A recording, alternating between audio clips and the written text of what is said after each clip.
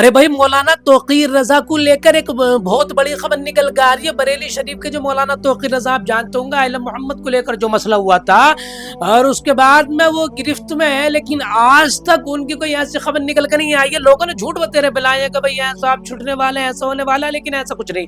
لیکن اب AIMIM کے جو اسد الدین اویسی ہیں، انہوں نے ایک آواز اٹھائی ہے اور ایک اعلان کیا ہے مولانا توقیر رضا کو لے کر۔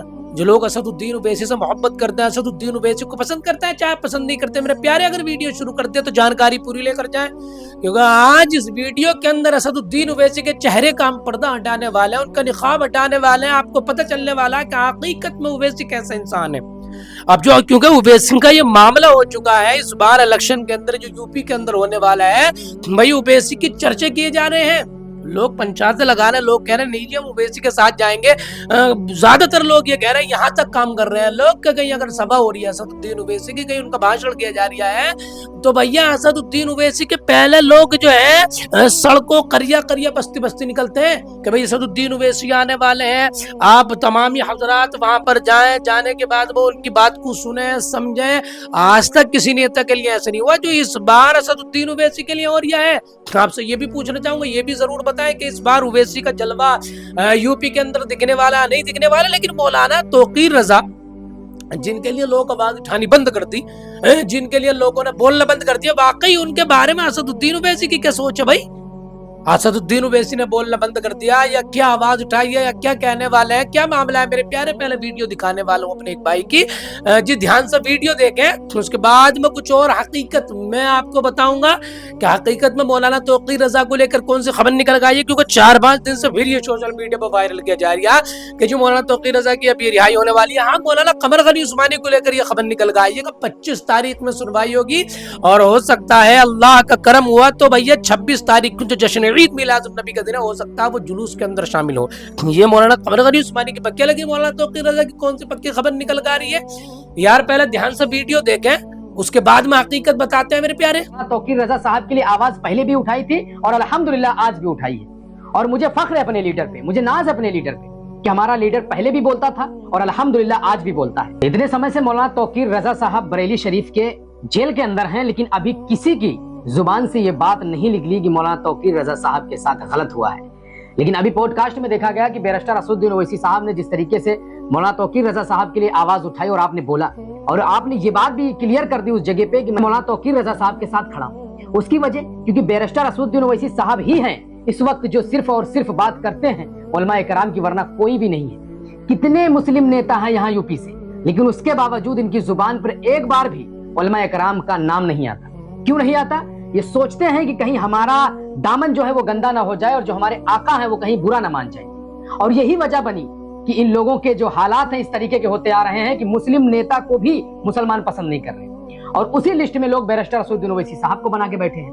حالانکہ ایسا نہیں ہے۔ ابھی حالیہ میں ایک پوڈ کاسٹ ہوا، آپ نے دیکھا ہوگا، بیرسٹر اسد الدین اویسی صاحب نے باقاعدہ اس کو اسپشٹ کر دیا اور آپ نے کہا کہ ہمارے علماء کے ساتھ جو کچھ معاملات پیش آئے ہیں وہ غلط ہوا ہے۔ کیا جن لوگوں نے مولانا توقیر رضا صاحب کو جیل کے اندر ڈالا ہے، کیا وہ دنیا میں پوری زندگی رہیں گے؟ کیا پوری زندگی وہ زندہ ہی رہیں گے، اس دنیا سے نہیں جائیں گے؟ بھائی ایک دن ہر ایک انسان کا خاتمہ ہے، ہر ایک انسان کو ایک دن جانا ہے، تو ایسے کارنامے کیوں کرنا ہے کہ صرف ایک ہی سمودائے کو ٹارگٹ کیا جائے؟ اور بیرسٹر اسد الدین اویسی صاحب نے مولانا توقیر رضا صاحب کے لیے آواز پہلے بھی اٹھائی تھی اور الحمدللہ آج بھی اٹھائی ہے، اور مجھے فخر ہے اپنے لیڈر پہ، مجھے ناز ہے اپنے لیڈر پہ کہ ہمارا لیڈر پہلے بھی بولتا تھا اور الحمدللہ آج بھی بولتا ہے، اور یہی وجہ ہے کہ ہم لوگ اس کو پسند کرتے ہیں۔ بھائی کریں گے کیوں نہیں؟ جو بندہ ایک طرفہ بات نہیں کرتا، جس کے ساتھ ظلم ہو رہا ہے اس کے سپورٹ میں بولتا ہے، جن ظالموں نے مظلوموں کے اوپر ظلم کیا ہے ان ظالموں کے خلاف آواز اٹھاتا ہے، وہ ہے ہمارا لیڈر۔ واقعی میں آپ بیرسٹر اسد الدین اویسی صاحب کو پسند کرتے ہیں تو کمنٹ باکس میں اپنی رائے۔ جہاں ویڈیو کے اندر آپ نے دیکھ لیا کہ ہمارے بھائی صاحب بتا رہے ہیں، اور حقیقت میں وہ پوڈ کاسٹ میں نے بھی دیکھا تھا، آپ نے بھی شاید آپ کی نظروں سے نکلا ہو، لیکن میں اسے چلا نہیں سکتا کسی وجہ سے، لیکن آپ جا کر دیکھ سکتے ہیں اس پوڈ کاسٹ کو اسد الدین اویسی کے، جس کے اندر مولانا توقیر رضا کو لے کر اسد الدین اویسی نے آواز اٹھائی ہے، اور بے شک انہوں نے یہ بات کہی تھی کہ مولانا توقیر رضا کے لیے آواز اٹھانے والے لوگ کہاں ہیں؟ مولانا توقیر رضا کے لیے اتنے سارے سانسد ہیں، اتنے سارے ودھائک، لیکن کون ہے جو مولانا توقیر رضا کے لیے آواز اٹھا رہی ہے؟ یہ اسد الدین اویسی نے کہا تھا، لیکن اسد الدین اویسی نے کہا میں ان کے ساتھ کھڑا ہوں اور میں ہر معاملے میں ان کے لیے آواز اٹھاؤں گا، ان کا ساتھ دوں گا۔